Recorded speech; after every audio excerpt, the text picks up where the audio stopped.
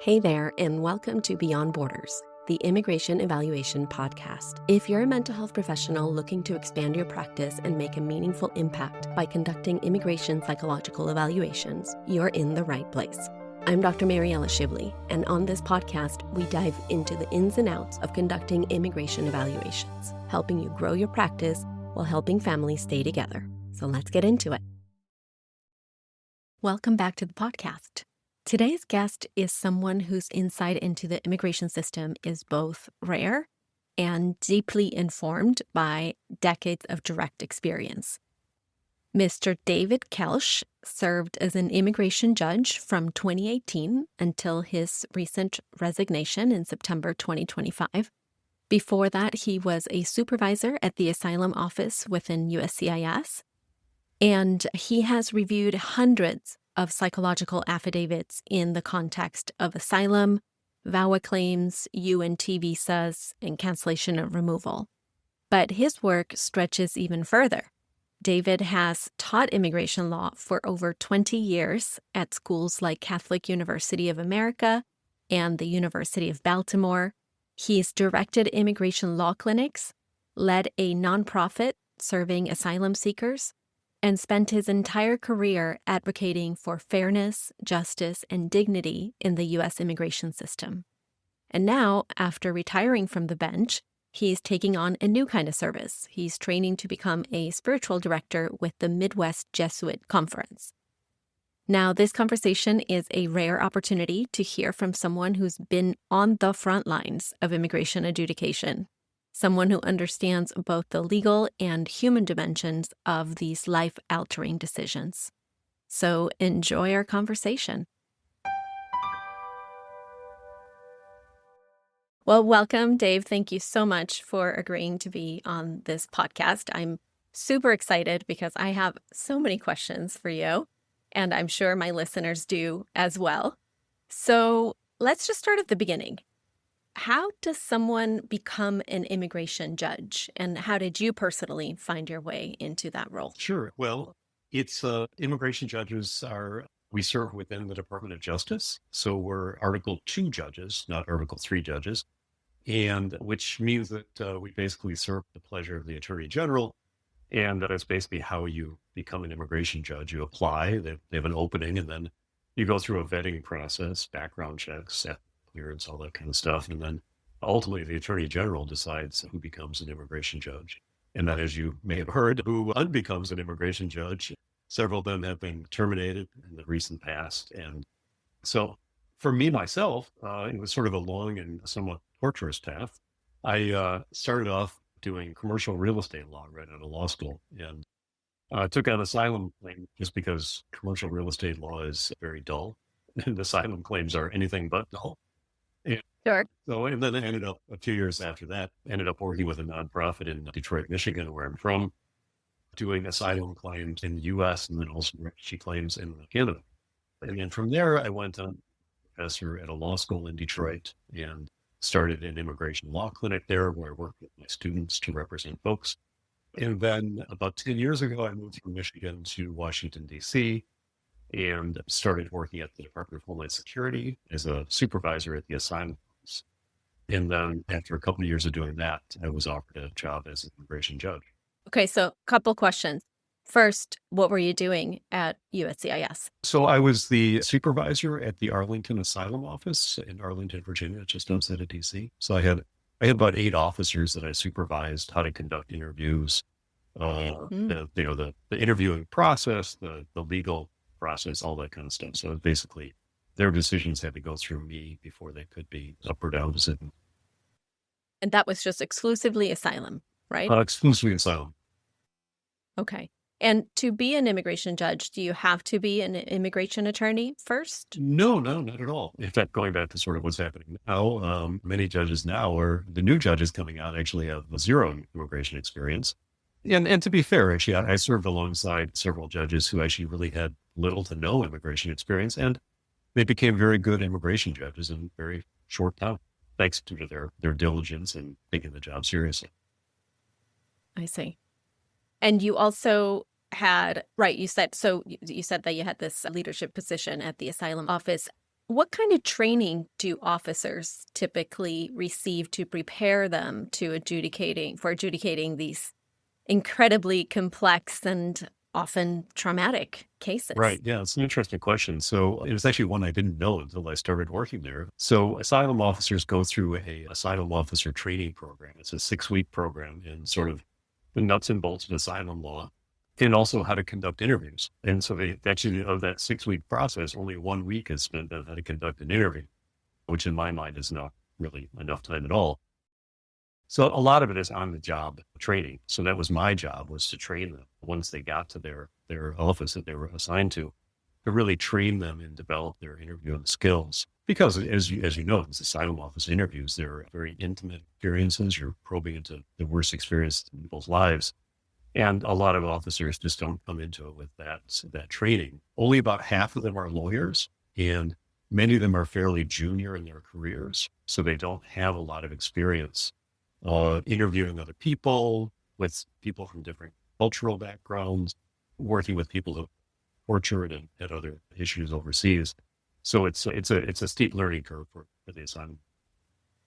Right, and I was gonna say, do they get specific? I'm assuming they get training in trauma-informed interview and cultural nuances. Yeah, that was about 45 minutes of the training process. And I kid you not, it was really 45 minutes of the training process at the training they go through. Because I went through the same training they did, because when I joined the asylum office, they wanted me to understand what the officers went through with their training, because I was going to be training the officers. And yeah, it was really given very short shrift, which, I personally, I didn't think that was enough. And when I was a law professor working with my students, we spent hours and hours working with people who had been through traumatic experiences, and then also dealing with vicarious traumatization, Right, right. and then future lawyers. And so that's something I really took very seriously as a supervisor at the asylum office, to try to not only make sure the interviews were conducted in a way that was really robust and fair, but also as a way to protect the officers from vicarious traumatization. And you said only some of them are attorneys. What about the rest? What are they? They come from a variety of different backgrounds. Yeah, really, some of them sort of work their way up through the ranks within USCIS. So they might have been immigration officers, sort of at a field office doing naturalization interviews or marriage interviews or things like that. And they work their way up to being an asylum officer in sort of the food chain within USCIS, the GS scale. Being an asylum officer is several grades above those other positions. So they're very highly sought after positions.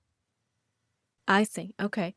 And you said you adjudicated on U visas and T visas as well. Is that right? Yeah. So just before I joined the asylum office, actually, I spent a short stint doing just paper appeals of U visas and T visas, things like that. But no, not really. I mean, I have a lot of experience with U's and T's and valid petitions in my time with a nonprofit and as a law professor, not in the formal adjudication sense. I see. And those adjudicators, do you know what kind of training or what sort of degrees are required Yeah, for a them little to? bit. And actually, I'm really impressed with the unit. It's based in, there might two of them around the country, but most of the petitions I was filing would go to an office in Vermont. They have, Right. the Vermont Service Center. And I know from talking to people who work there that they actually go through a great deal of training in how to assess the materials that are given to them in the petitions. And it's a very different process than at the asylum office. Contrast, because at the asylum office, you have a face-to-face interview, but at the Vermont Service Center, they're just getting a paper file and just Right. sort of figure out if the person meets the elements that's required to award the benefit. It can be a very tricky process when you can't actually see them face to face, and in particular, when you're dealing with people who have been traumatized. Right. Right. So, and that's where psychological evaluations can come into play Yes. as well, right? Bingo. That's it's psychological evaluations. I mean, they're critical in every aspect, but really, especially when you have a paper review, it's especially critical too, because you really only get one shot. Right, right, right. And so as someone who's read hundreds of psychological evaluations, what do you look for in a report that sort of immediately signals that's going to be useful to the case? What separates a strong evaluation from one that's just more not as strong? Yeah, I guess I have very distinct views on this. Just because, like you said, I've read hundreds, if not thousands, of these things, and so the ones I look for are fairly concise where they need to be concise and detailed where they need to be detailed. They avoid legal conclusions. They really provide spot on diagnosis without a lot of psychological jargon, but also allow me or any adjudicator to really come away with the sense that, okay, this is what's going on with this person. And I can break that down into very sort of granular details that I like in Sure. evaluations if you want. So. Yes, please. Oh, good. All right. Well, all right. Everybody's listening is taking down their notepads, right, and getting ready to jot down. Well, and I have to preface this by saying, I'm a jury of one, right? So what flies for me may not fly for anybody else. Sure, of course, Yeah, of course. I'm talking with my colleagues at the asylum office and my colleagues at other immigration judges. There are certain commonalities that we are really helpful across the board for all of us. So I really try to stick with the commonalities. But the first thing is actually in the opening paragraph, the preface of the evaluation, is to lay out the qualifications of the evaluator. So are they licensed clinical social worker, psychologists, psychiatrists, whatever their credentials are is really helpful.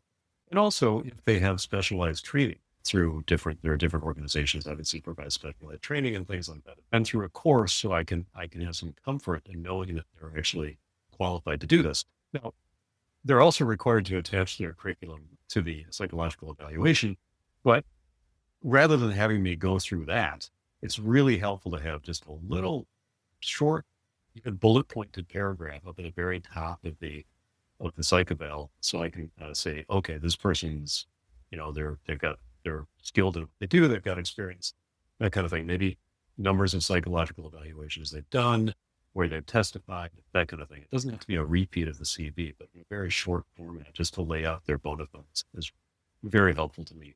Wonderful. Second, the other thing I really like to see is the structure of the psych evals to be very orderly. So not just sort of a stream of consciousness, sort of, running through the process and the how the evaluation was done and the recommendations and all that kind of thing, but really break it down in terms of, and really any structure is fine. I'm not trying to dictate what structure should be used, but just having structure in and of itself is very welcome, because many psych evals don't have much structure, the ones that I've seen. So the ones that do have structure, they often will have like an opening paragraph and say, this person, I evaluated them X number of dates. We spent X number of hours together. The evaluation was conducted in whatever language it was, either directly through with the evaluator, if they're fluent in that language, or use an interpreter. And then briefly indicate what the findings are, say in that second paragraph, saying that if, say, for example, it's a 42B cancellation of removal evaluation for that purpose. So you're evaluating the hardship to the person's U.S. citizen qualifying relatives.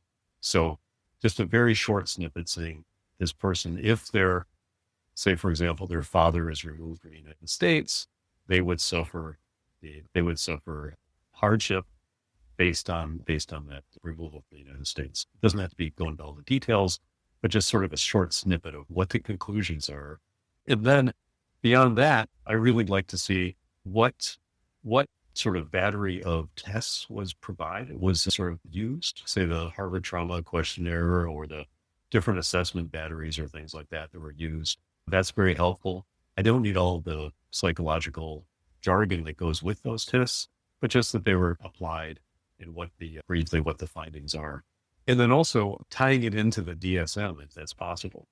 That's very, very helpful. Now, sometimes it's not possible, but actually providing the DSM reference as well as some of the language that comes out of the DSM. So if it's a generalized anxiety disorder, a major depressive disorder, or certain language, the sort of schizoaffective disorder, things like that. But that's for the disorders. You were talking about the measures, right? First. Yeah. So first measures, and then Yeah. And then sort of below that, go into the disorders that are found. But I guess my point is it's evaluations that are, I think, best and easiest for the adjudicators to read are ones that are very tightly structured. So, and really just walk the evaluator through what was done, what the conclusions are, and just kind of leave it at that. Doesn't have to go Hmm. into a lot of details about what the person actually experienced, either in their home country, if it's an asylum claim, or a T visa perhaps on their way here, or here with a bowel claim or a 42B cancellation of removal. So it doesn't have to go into a lot of detail about what they So experienced. The that's focus should be more on how it impacted them. exactly. And the reasons for that are really multiple. First of all, just practically, the more detail that the evaluation goes into in about what happened to the person, the easier it is for that to be inconsistent with their application. And then that leads to all kinds of questions about credibility, plausibility, and those kind of things. So you really want to avoid that. And it's more, as you know, it's more of an art than a science between what you include and what you don't include. Because obviously, Sure. you're talking to these people about these traumatic incidents in their lives. Well, you need to include some of that information because that informs what your diagnosis, what your evaluation is, but not including every detail. Like, he was arrested 5 times in Congo. You don't need that level of detail. He was arrested in Congo. Right. Some brief details. He was held for a period of time. You don't have to go into a lot of the details about what happened first. Well, they're going into detail when they write their own declarations or when they fill out their asylum application, right? And the attorney also writes their own brief. Right. Right. And that's really the time and place for it, because if the attorney is doing their job, they're spending hours and hours with this person, digging out all the facts of their story. But the psychological evaluator is spending a compressed period of time with them, really focusing on the psychological aspect as opposed to how the facts in their story fit the legal definition for whatever they're seeking, whether it's asylum or some other type of relief. Does that Right, well, right, right. that makes sense? And it's a sort of fine line distinction, but in my view, less is more when it comes to the facts. I agree. I 100% agree. I always talk about relevancy and conciseness, and those two things, in addition to writing for the reader, should be guiding your report. Right. And sticking to the referral question. Yeah. Most importantly, right? I was just curious because I've come across a lot of reports as well, and I know that a lot of people write a brief summary at the beginning of the report. And don't ask me why, because I don't know why. I've never done that. I write a summary in the end. And that's always been one of the things I'm like, should I not? Gosh, I've been doing this for so long and I've never done it. Can you convince me as to why I should do that? Yeah, because adjudicators are overworked and lazy. More overworked than lazy. They're actually not lazy in my view of things. That's speaking from my experience at the asylum office and the immigration court. But you have to sort of put yourself in the shoes of the person who's going to be reading this evaluation.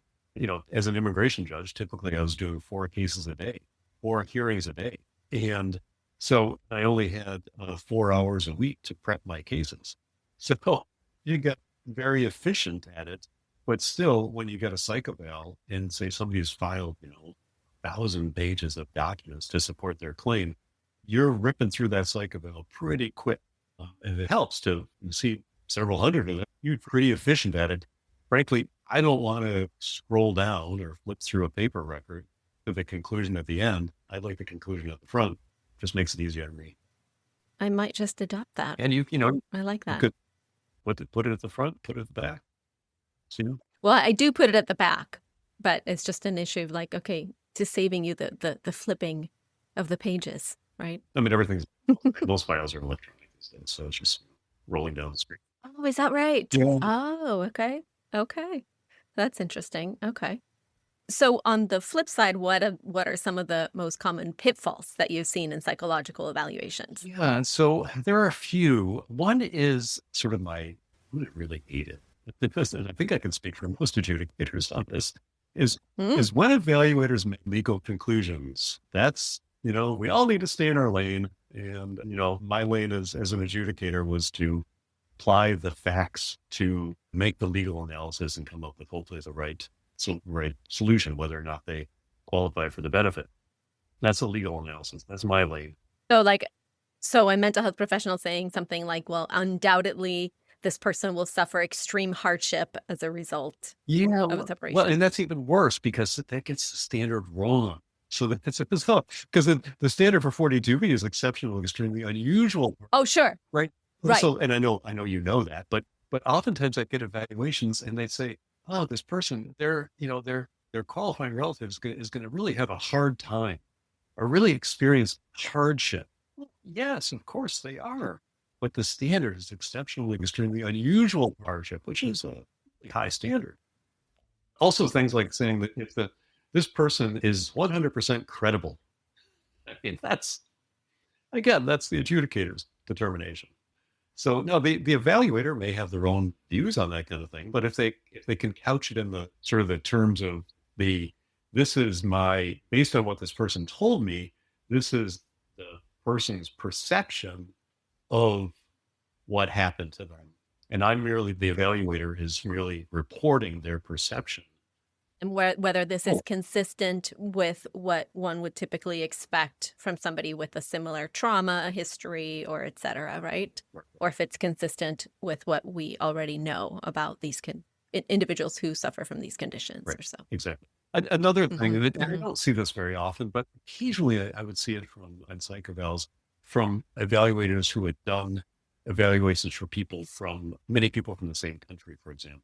So they'd say something like, well, this is consistent with how political prisoners in the Democratic Republic of Congo are treated. Well, again, we all need to stay in our lane.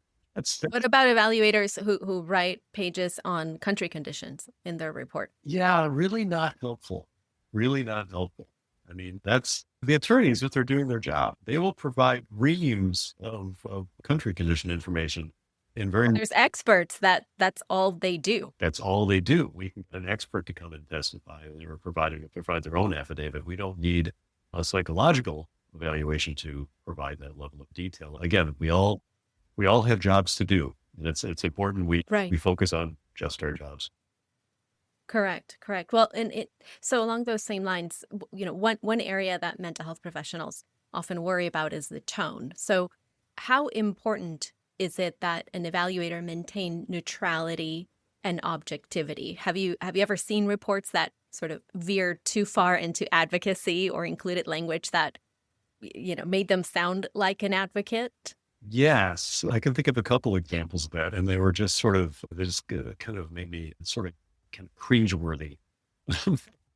Couch, they're sort of, maybe they were sort of a frustrated English major and they really wanted to, write the great American novel or something, but, really putting in a very flowery language, like, Mrs. So-and-so is, as a victim of horrific domestic violence and it was carried out over, a lot of years and years and years. I mean, it's even more flowery than that. And I don't mean to make a laughing about intimate partner violence or anything else like that. Not at all.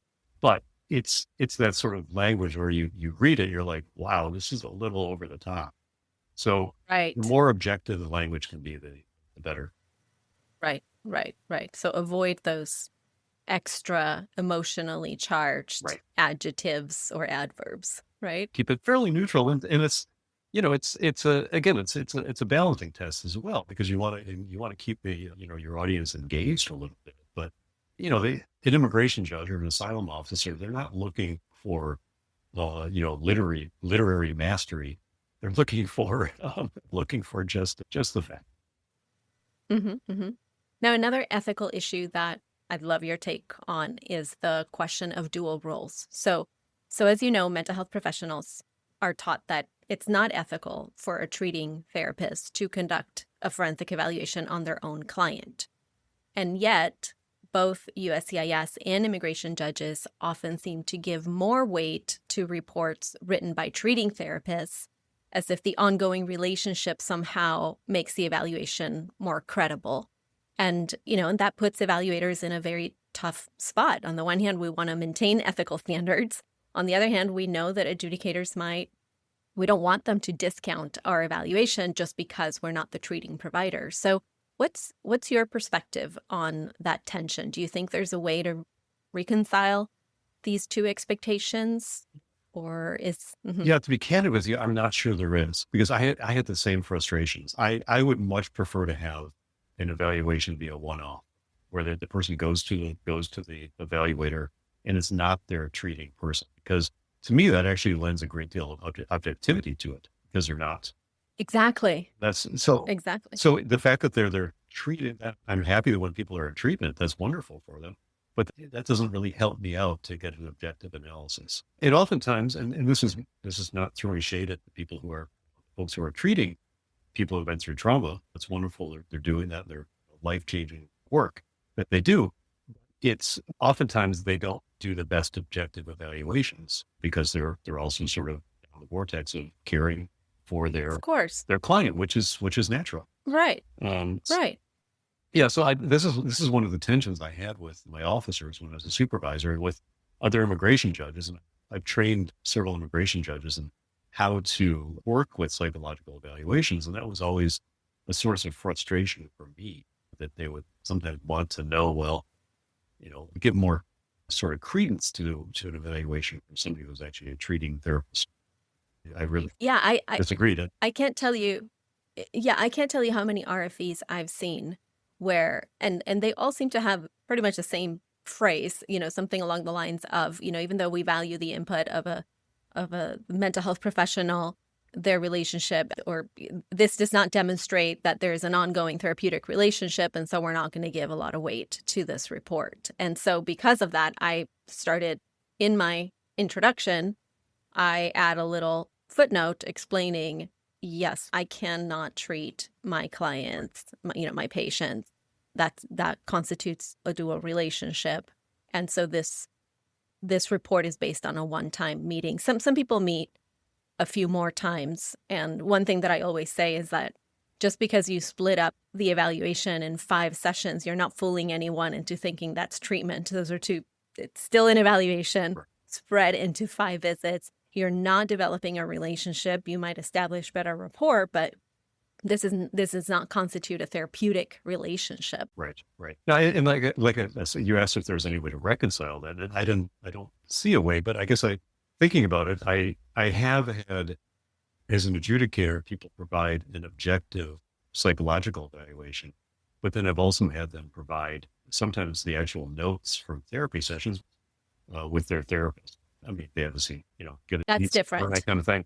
That's a very different thing. But and usually we don't want that level of granular detail about what they talked about in individual therapy sessions. But sometimes we get that, and maybe that's a way to reconcile it. But those are really very different sort of tools, and I would give much more weight to the psychological evaluation. That's great to hear. It's great. If you're looking to add a high-impact, high-income service to your practice, I've got something for you. Head to the link in the description box to check out my expert training in immigration evaluations, a comprehensive program designed to help you confidently conduct immigration evaluations, connect with attorneys, and build a sustainable practice. Now let's get back to the show. So let's talk a little bit about testimony. So in your experience, how often do immigration judges actually want or need to hear live testimony from mental health professionals? Is it common, or is it more of a rare exception? I think it's pretty rare. I think it's good if the person is available to testify, even if they don't get called to testify, which I know can be very frustrating just in terms of the logistics. You're, waiting on WebEx or for hours sometimes, waiting to get called in. You don't know what's going to happen or not. But I actually always enjoy having psychologists or licensed clinical social workers, whoever, testify in court, just because I found it very interesting and really was a sort of a game changer in a lot of cases with me.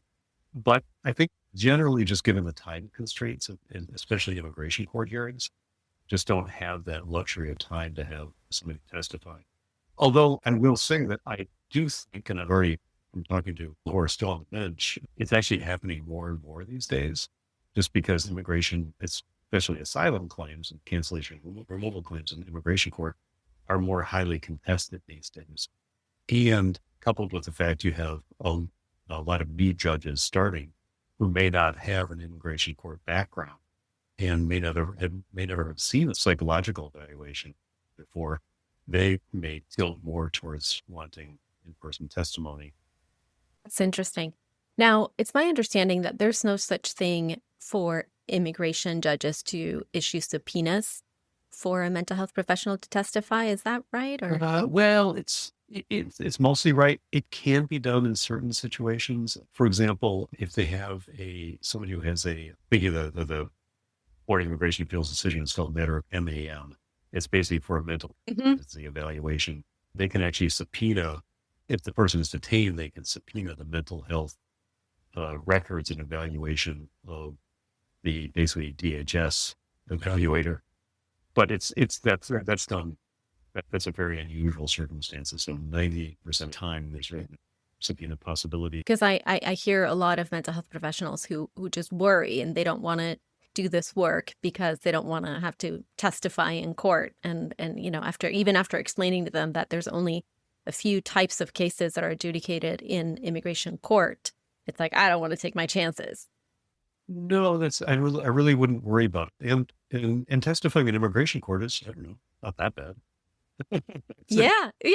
Well, yeah. So I mean, there is always that risk that the opposing side or the judge challenges the evaluator's expertise or qualifications. So what should evaluators prepare to say if their qualifications are questioned on the stand? Yeah, I mean, the big thing is how many evaluations have you done? What specialized training have you gone through? Have you gone through a particular course? Have you gone through, some nonprofits and other agencies have specific programs that people can go through to teach them how to do credible evaluations. I think also maybe the number of times they've testified in immigration court is also very helpful.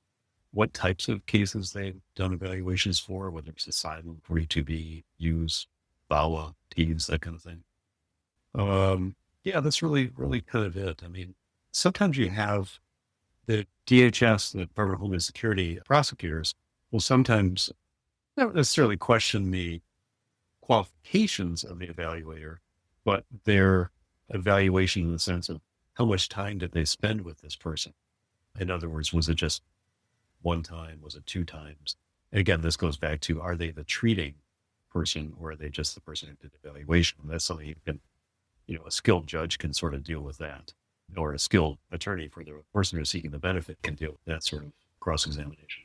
But I do think we're already seeing this. I think the cross-examinations general, but also in particular psychological evaluators are becoming much more rigorous these days as the attorneys for Department of Homeland Security are sort of given the mandate to really challenge asylum claims that would other. Is that right? Well, yeah, I mean, a lot of claims that would, and it varies from sort of areas around the country, but with many, what I hear from my former colleagues is that the DHS attorneys are actually, the cross-examinations are getting longer, they're getting more detailed, they're getting a little more aggressive, and that spills over Towards the expert towards or the respondent? towards the respondent, towards the expert, towards anybody.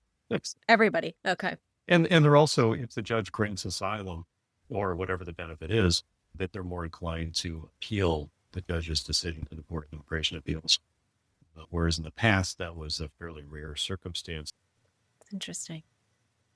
Now, have you ever seen a testimony from a mental health professional backfire where their presence hurt the case more than helped? In very few instances, I'm trying to think, and sort of, going back over 8 years, immigration judge, not really, but that may be in part not to sort of puff myself up, but it in part because I really value psychological evaluations, and I wasn't about to allow somebody who had provided a psychological evaluation sort of being kind of trashed on cross-examination.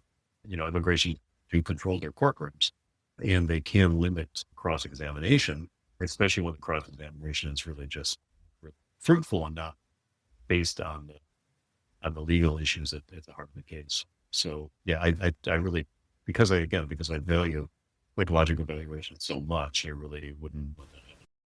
I've had some colleagues tell me that recently they've been really getting grilled on how much they charge and what percentage of their practice is dedicated to psychological evaluations.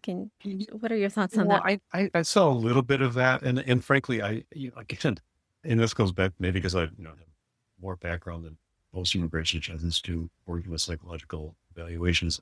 I really sort of shot that down because it doesn't make a difference. If you get paid $1 million, you get paid nothing. It doesn't matter if you've done 1,000 of them or you've done 10 of them. What counts is the evaluation and how rigorous and how objective it is. It's all that stuff.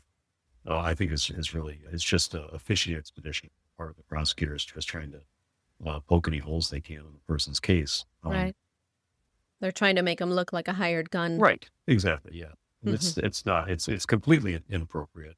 And frankly, I wouldn't allow that line of questioning in my courtroom. Mm. Mm. Is there a case or a moment from your years as a judge that has really stayed with you, something that sort of maybe shaped your view of immigration or your role in it? Hey, wow, that's a tough question. I mean, some cases stick with you more than others, and the immigration judges were not immune to vicarious traumatization. I'll never forget some cases, just the facts being what they are, and also just like the person being who they are. You see some really good people go through the process. And the thing I really like about it, just to sort of couch it in psychological terms, is when no matter the level of suffering that somebody had been through, that they were able to sort of come out the other side of it intact and able to take care of their families. It was just, truly personal and really tired. Yeah. Because we Yeah, I we can. all go through, hardship and trauma in our lives. And to see people who had just that level of resiliency and was really amazing. And conversely, you see people who, for whatever reason, because of the trauma or just their makeup, weren't able to get through it. And then sometimes if they qualified for the legal relief, you could give them a chance to have a life here in the United States where they could actually get treatment and live a full and healthy and, fully life. Yeah. Is there something that you wish more people understood about how immigration court actually works, especially people outside the legal world? I think that the people who go through immigration court are people. They're not numbers. People talk about the backlog and they talk about how many people are being arrested and detained and all this kind of stuff. That's just numbers. The people are the people.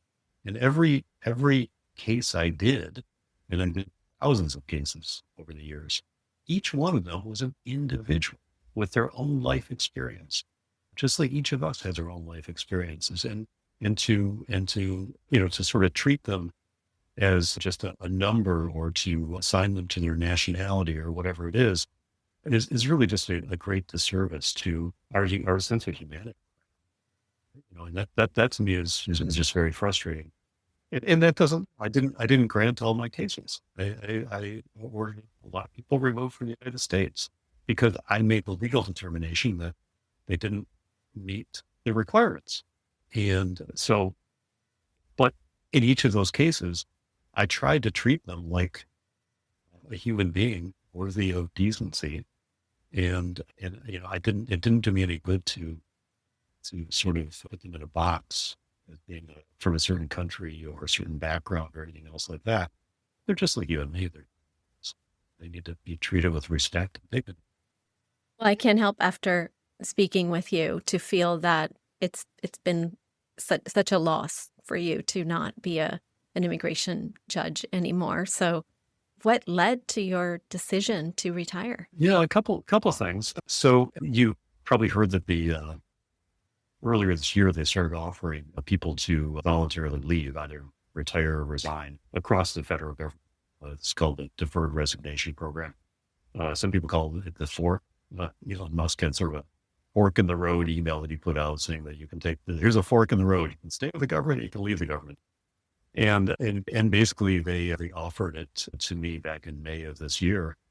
And after talking with my wife, and it made a lot of sense for me to do it for our family situation made a lot of sense based on my wife's work, her parents' situation sort of freed me up to help out my family.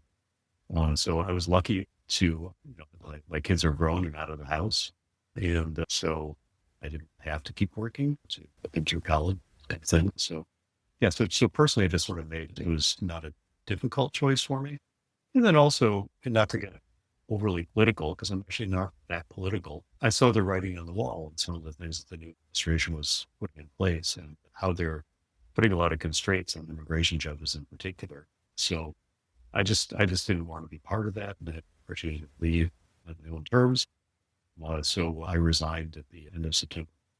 And what are you doing or what are you planning to do next? Well, right now I have a little law firm I've set up. I don't have any clients yet, but which is fine.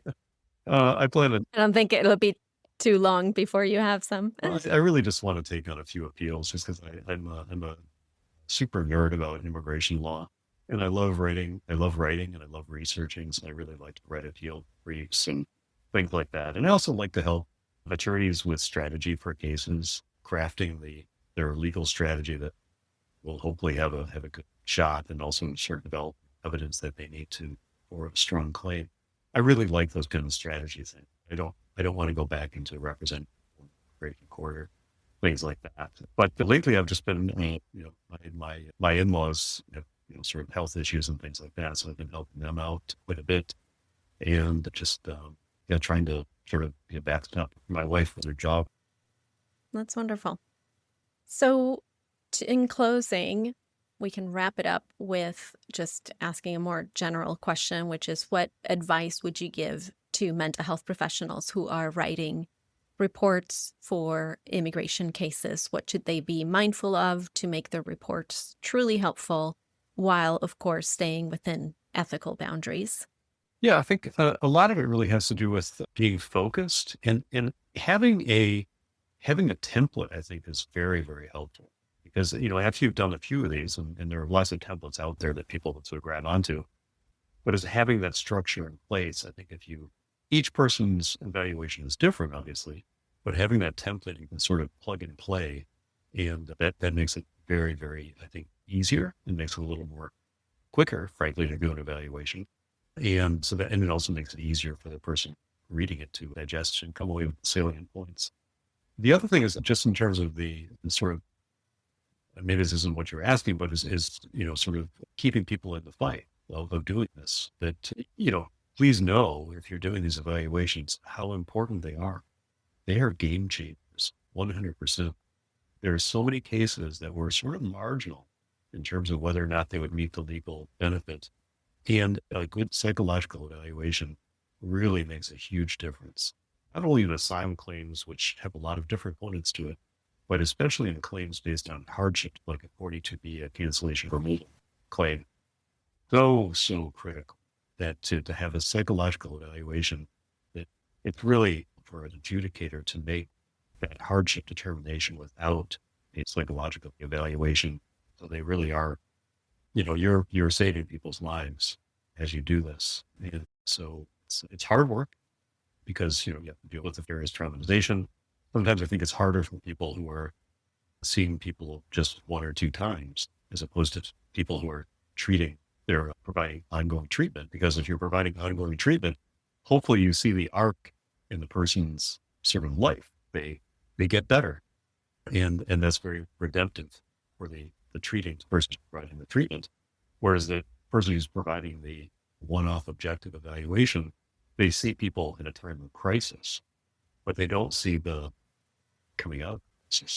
And I think that can be part of this. That's also hard for adjudicators. I came out of this from experience of representing people, and that has its own difficulties. But at least you see people, especially if they are granted the benefit that they seek, then you see this good out, and you see their lives come together. They become very whole. But as an immigration judge or as an asylum officer, you just see somebody for a couple hours, and you hear about the bad thing that happened in their lives, but you don't see what happens afterwards. So Now, it's a long-winded way of saying, please stay in the fight and keep doing what you're doing. yeah. And I mean, a lot of mental health professionals, all of us are trained to do diagnostic assessments.